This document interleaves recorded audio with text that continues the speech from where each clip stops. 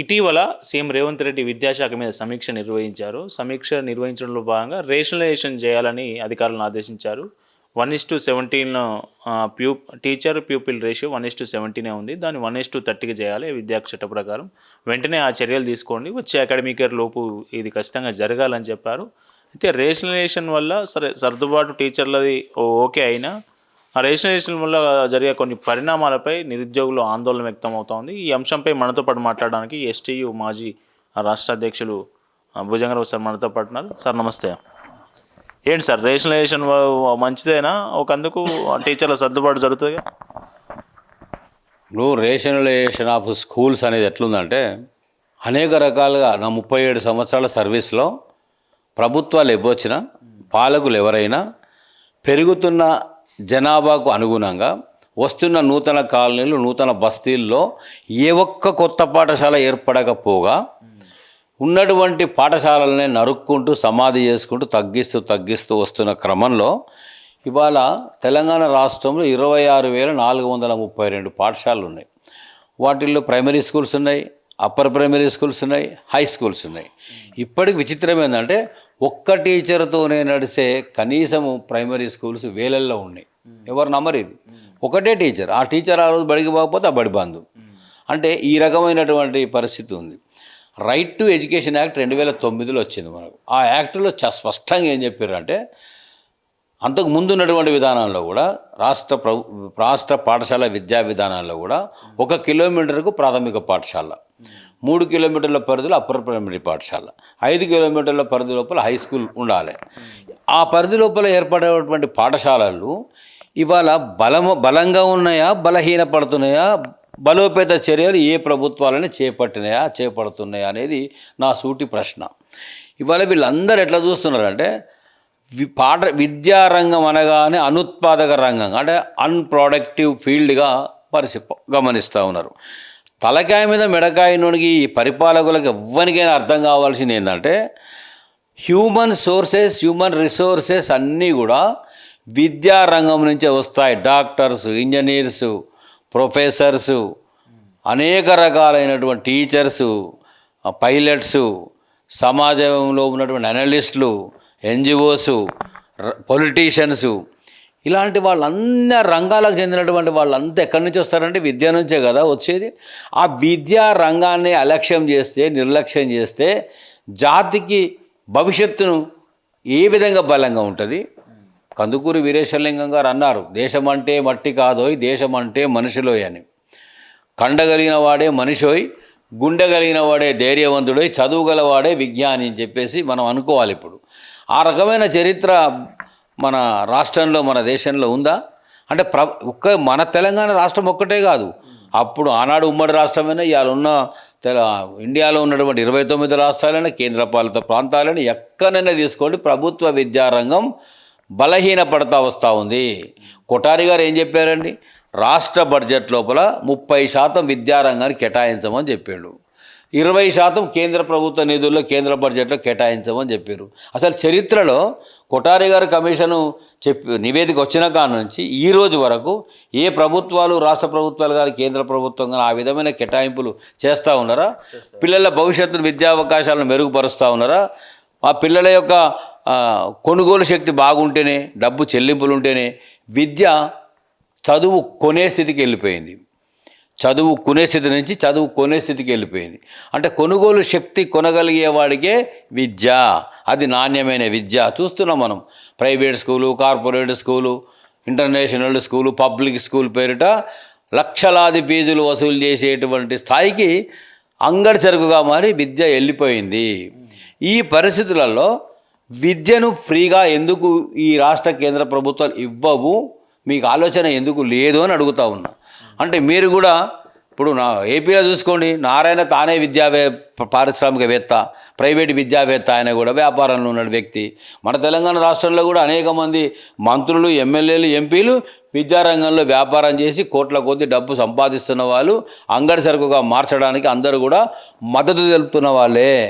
విద్య పట్ల విజన్ ఎవరికి ఉంది అని అడుగుతా ఉన్నా నేను.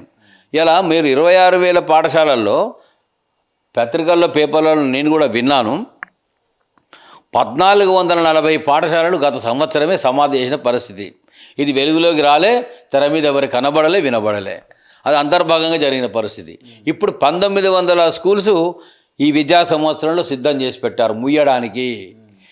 నెక్స్ట్ 3000 పాఠశాలలు, మరో 3000 పాఠశాలలు సిద్ధం చేశారు. అంటే 5000 పాఠశాలలను సమాధి చేస్తే దానికి అందమైన పేరేం పెట్టినట్టు హేతుబద్ధీకరణ. నేను అడుగుతా ఉన్నా, హేతుబద్ధీకరణకు అర్థం కానీ, భావం కానీ, తాత్పర్యం కానీ ఈ ముఖ్యమంత్రి గారు, విద్యామంత్రి ఆయనే కదా, తనకు తెలుసా అని అడుగుతున్నా, సూటిగా ప్రశ్నిస్తా ఉన్నా నేను. ఇప్పుడు హేతుబద్ధీకరణ అంటే ఏంది? పిల్లలు సమాజం లోపల, తెలంగాణ రాష్ట్రం లోపల బడియీడి పిల్లలు ఎంతమంది ఉన్నారో అంతమందికి ఎన్ని ప్రభుత్వ పాఠశాలలు అవసరమైతాయో ఒక నివేదిక కానీ, ఒక బడియీడి పిల్లల సెన్సస్ జనగణన కానీ జరిగిందా? మీరు చేసిందా? మీ దగ్గర నివేదిక ఉందా? అంటే ఎంతమంది బడియీడి పిల్లలు బడిలో ఉన్నారు, ఎంతమంది పిల్లలు బడియీడి పిల్లలు బడి బయట ఉన్నారు, బడి వదిలిపెట్టి బయటికి వెళ్ళిపోయారు. వాళ్ళు చైల్డ్ లేబర్గా ఎందుకు మారుతూ ఉన్నారు? అంటే వాళ్ళ కుటుంబ బలహీనమైన ఆర్థిక సామాజిక స్థితిని తట్టుకోలేక చదువుతున్న పిల్లలు బడి మానేసి బడి వేడికి ఎందుకు పోతూ ఉన్నారు, బాల కార్మికులుగా ఎందుకు మారుతూ ఉన్నారు? దాని మీద మీరు దృష్టి పెట్టినరా? 2 నెలల కాలం అయితే సమీక్ష చేసినరా? మీరు వేసిన విద్యా కమిషన్ ఉంది, ఆ కమిషన్కు సామాజికవేత్త, మేధావి అని ఊదరగొట్టి ఆయనకు ఒక చైర్మన్ ఇచ్చారు. మరి ఆయన ఆ వర్గం నుంచే, ఆ బాధల నుంచే పైకి వచ్చినటువంటి వ్యక్తి కదా.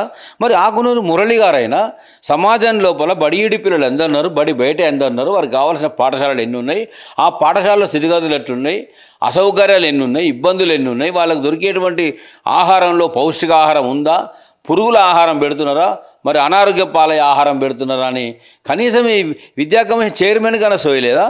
విద్యామంత్రిగా ముఖ్యమంత్రికి ఆయనకు ఉండదు, చైర్మన్గా ఈయనకు ఉండదు, ఇంకో మేధావి ఉన్నాడు కోదండ రామ్ అని.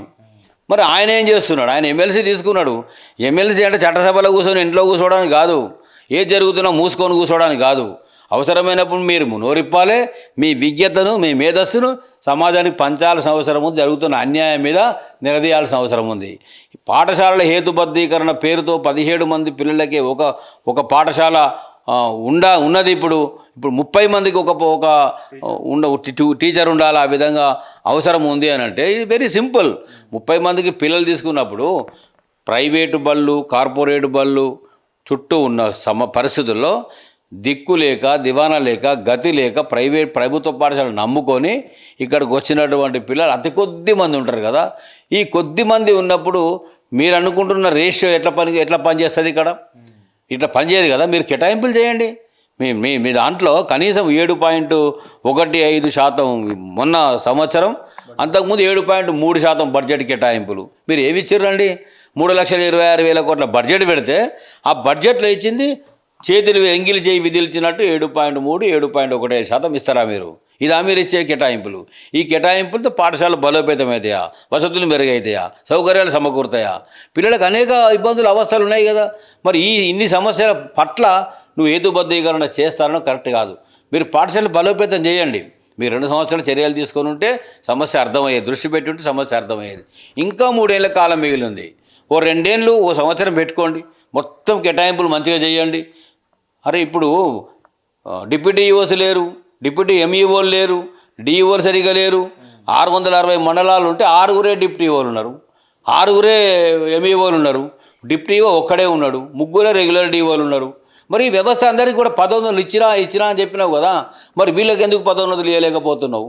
ఈ వ్యవస్థ వదిలేయండి, వీళ్ళని 1500 ఇవ్వాలండి, ఈ ఖాళీలు వదిలేయండి అని చెప్పిండు. ఎందుకు చేతకాకనా? సర్వీసుల సమస్య సుప్రీంకోర్టు తేల్చలేకనా? మరి గత ప్రభుత్వం బీఆర్ఎస్ గదే చేసింది కదా. 2015లో హై స్కూల్ హెచ్ఎం వరకు 1500 ఇచ్చారు, 2018లో బదిలీలు చేసారు, 15లో బదిలీలు చేసారు. మరి వాళ్ళు చేయలేదు. 15లో నేనే బదిలీలు చేసిన, నేనే 1500 ఇచ్చిన అన్నావు కదా. మా ఉపాధ్యాయ సంఘాల నాయకులు కూడా మౌన పాత్ర వహించారు కదా. మరి ఇప్పుడు ఈ పోస్టులు ఎందుకు ఫిలప్ కాలేదు? Lecturers, diet lecturers, MEOs, deputy EOs, DOs ఇవన్నీ ఫిలప్ కావాల్సిన అవసరం ఉంది కదా. దీనికి ప్రధాన కీలకం అక్కడ అడ్డుపుల్లగా సర్వీస్ రూల్స్ అంశం సుప్రీంకోర్టులో ఉంది కాబట్టి అది తేల్చలేక, దాన్ని పరిష్కరించలేక ఈ వ్యవస్థను పక్కకు పెట్టండి. ఎట్లా పక్కకు పెట్టాలి? మా పర్ఫార్మెన్స్ ఎన్జిఓ సంస్థలు చూస్తాయా? మా పర్ఫార్మెన్స్ ఎన్జిఓ సంస్థలు వచ్చి పిల్లోడికి చదువు వస్తుందా, చదువు చెప్తలేడా, టీచర్ చదువు చెప్తున్నాడు వాళ్ళ చెప్పాల్సింది. ఇన్స్పెక్టెడ్ వ్యవస్థ, సూపర్విజన్ వ్యవస్థ కదా చూడాల్సింది. ఆ విధమైన ఏర్పాటు చేసి వసతులు కల్పించి బలోపేతం చేసి 2 ఏళ్ళ గడివిచ్చి నమోదు ప్రభుత్వ పాఠశాల చేర్పించండి అని ఎందుకు చెప్పరండి? ఏ ప్రజాప్రతినిధులైనా ప్రైవేటు పాఠశాల ఇబ్బంది కట్టింగ్ పోతారు, కార్పొరేట్ ప్రోగ్రాముకు పోతారు. మీరు ప్రభుత్వ పాఠశాలకు వచ్చి ఈ ప్రభుత్వ పాఠశాల, ఈ పాఠశాలలో మేము భాగమై ఉన్నాము, మేము సంరక్షణ చూస్తాము, మేము సంక్షేమం చూస్తాము, ప్రభుత్వం మీద నమ్మకం పెట్టండి, ప్రభుత్వ పాఠశాల మీద నమ్మకం పెట్టండి, మీరు ఇందులో ఎన్రోల్ కండి, నమోదు కండి, ప్రభుత్వ పాఠశాల ఆదరించండి, చేరండి, మీ మంచి చెడు మేము చూసుకుంటాం, మీ బాగోగులు మేము చూసుకుంటామని ఎందుకో చెయ్యరు?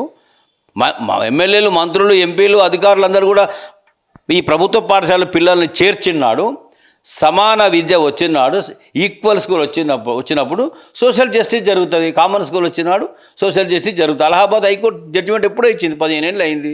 ఎందుకు దృష్టి పెట్టరండి మీరు? ఆ విధంగా మార్పు తీసుకొస్తే మౌలిక పరిస్థితుల్లో మార్పు జరిగినప్పుడు, క్షేత్రస్థాయిలో మార్పు జరిగినప్పుడు నమోదు శాతం పెరగకపోతే, ఆ పెంచడంలో చదువు చెప్పడంలో ఉపాధ్యాయుల పాత్ర అలక్ష్యంగా నిర్లక్ష్యంగా ఉన్నట్లయితే పని చేయించండి, చేయని వాళ్ళ మీద చర్యలు తీసుకోండి, వద్దనే అనడం లేదు. ఇవన్నీ చేసిన తర్వాత ఈ విద్యారంగాన్ని ఇక నేను బాగు చేయలేను అన్నప్పుడు మీరు 1:17 పెడతారా, 15 పెడతారా? చట్టం ఉంది, రైట్ టు ఎడ్యుకేషన్ యాక్ట్ ఉంది, సుప్రీంకోర్టు ఇచ్చిన ఆదేశాలు ఉన్నాయి గతంలో, వాటన్నిటి ప్రకారం చెయ్యండి. కానీ ఊరికనే నేను జిల్లాలను రద్దు చేస్తా, ఊరికనే పాఠశాలను ఇప్పుడు రైతుబద్ధీకరణ చేస్తా అంటే నీ ఇష్టాల ప్రకారం నీకు రాత్రి వచ్చింది ఆలోచన, పొద్దుగాల అమలు చేస్తామంటే కుదరదు. రేవంత్ రెడ్డి గారు, మీరు కనీసం ఒక విద్యామంత్రిని ఏర్పాటు చేయండి. మీకెందుకండి ఆ శాఖ ఈ శాఖ అన్ని శాఖలు ఉన్నాయి. మరి ఆ విధంగా ఉన్నప్పుడు విద్యాశాఖకు విద్యామంత్రి ఉంటే ప్రత్యేక దృష్టి పెడతాడు, కొంత వెసులుబాటు జరిగే అవకాశం ఉంటుంది. ఎట్టి పరిస్థితుల్లో పాఠశాలల హేతుబద్ధీకరణను కొనసాగనివ్వము. అంటే పిల్లలు లేనిది టీచర్లకు ఉద్యోగాలు వేతనాలు ఇవ్వమని మేము కూడా అనడం లేదు. మీరు తీసుకున్న చర్యలేంది, మీరు మంచి కోసం బాగు చేయడం కోసం చేస్తున్నటువంటి పరిణామాలు ఏందో పరిస్థితులు ఏందో చెప్పి సుప్రీంకోర్టు గతంలోనే అడిగింది. ఈ పాఠశాలలో పిల్లలు లేరు కాబట్టి మూస్తున్నా అని అన్నప్పుడు పిల్లేశామండి. రాష్ట్ర హైకోర్టులో బొందుగుల నరేందర్ రెడ్డి గారి పేరుతో 2007లో మేము మా సంఘం నుంచి ఒక పిల్లేశాం. ఆ పిల్లులో ఇక్కడ చర్చలు జరిగినాయి, సుప్రీంకోర్టు దాకా పోయింది. పిల్లలు లేరు కాబట్టి మూస్తున్నాము అన్నారు. 280 బళ్ళు 2007లో దెన్ కాంగ్రెస్ గవర్నమెంట్ రాజశేఖర రెడ్డి గారు మూసినప్పుడు కోర్టు అడిగింది. అడిగితే చేతులు సమాధానం లేదు. మీరు దశాబ్దాల తరబడి పాఠశాల గాలికి వదిలేసి ఏం చేయకపోగా ఇవాళ పిల్లలు లేరనంటే, వందలాది మంది పిల్లల పాఠశాలలో పిల్లలు లేకుండా ఎట్లయితున్నారు? దీనికి నేరస్తుడు ఎవరు, బాధ్యత ఎవరు, కారణం ఎవరు? ప్రభుత్వాలే కదా, మీరే కదా అని సుప్రీంకోర్టు మొట్టికాయలేసింది. ఆ పరిస్థితి చూడండి, తెలుసుకోండి, నేర్చుకొని మీరు కావలసిన గడువిచ్చి బలోపేత చర్యలు తీసుకొని ఆ తర్వాత పాఠశాలలో పికప్ కాకపోతే, నమోదు పెరగకపోతే అప్పుడు అందరం కూర్చొని ఆలోచన చేసి ఉపాధ్యాయ సంఘాల నాయకులతో, ప్రజాప్రతినిధులతో, తల్లిదండ్రుల సమావేశాలు పెట్టి ఈ పాఠశాల పనిచేయడం లేదు, ఉపాధ్యాయులు ఎక్కువ ఉన్నారు, పిల్లలు తక్కువ ఉన్నారు, నేను తీసుకోబోయే పరిణామాలు పరిస్థితులు ఇట్లుంటాయి, బడి అవసరం లేదు, ఇక్కడ టీచర్ అవసరం లేదు అనే విషయం చెప్పండి. కానీ ఏకపక్షంగా నిర్ణయాలు చేసి రుద్దుతామంటే కుదరదు. మేము కొట్లాడేది మా కోసం కాదు, మేము ఎక్కడున్నా మా జీతపత్యాలు వస్తాయి, నిరుపేద పిల్లల విద్యా అవకాశాలు పోతాయి కదా. ఇలా నిరుద్యోగులు రోడ్డు మీద పడి ఉద్యమాలు పోరాటాలు చేస్తూ ఉన్నారు కదా. ఇలా ఎన్ని వేల డిఎస్సీలకు అర్హత ఉన్నటువంటి టెట్ పాస్ అయినటువంటి క్వాలిఫైడ్ టీచర్స్ కావాల్సిన వాళ్ళు నిరుద్యోగులు 1000 మంది ఉన్నారు కదా ఈ రాష్ట్రంలో. వాళ్ళందరూ గొంతుకు వస్తారా? ఉద్యోగ అవకాశాలు లేకుండా చేస్తారా? మీకు సీఎం కుర్చీ దొరకగానే అయిపోయిందా? మీ అన్నదమ్ములకు ఇండైరెక్ట్ పోస్టులు దొరకగానే అయిపోయిందా? కుటుంబానికి ఉద్యోగాలని ఆ రోజు అన్నారు కదా. ఇలా నీ కుటుంబాల్లో ఉద్యోగాలు ఉన్నాయి కదా, నిరుద్యోగులకు ఉద్యోగాలు దొరకొద్దా? వాళ్ళ కొలువులు రావద్దా? వాళ్ళ బతుకులు బాగుపడొద్దా? అంటే ఉన్న ఉద్యోగ అవకాశాలు మీరు లేకుండా చేయడంలో కుట్రలో భాగమే, నిరుద్యోగులకు అన్యాయం చేసే దాంట్లో భాగంగానే ఈ పాఠశాలల ఉపాధ్యాయుల హేతుబద్ధీకరణ అంశాన్ని కుట్రపూరితంగా రేవంత్ రెడ్డి గారు ముందుకు తీసుకొస్తున్న విషయాన్ని నేను తెలియజేస్తూ, తస్మాత్ జాగ్రత్త నిరుద్యోగులారా, మేల్కొండి, అప్రమత్తంగా అండి. ఇంకా లాభం లేదు. ఈ రాష్ట్రం మీద జనజీవ ఉద్యమానికి పిలుపు ఇవ్వాల్సిందే, ఈ ప్రభుత్వాన్ని ప్రతిఘటించాల్సిందే, నిలదీయాల్సిందే మాట నేను వాళ్ళకు కూడా పిలుపునిస్తా ఉన్నా.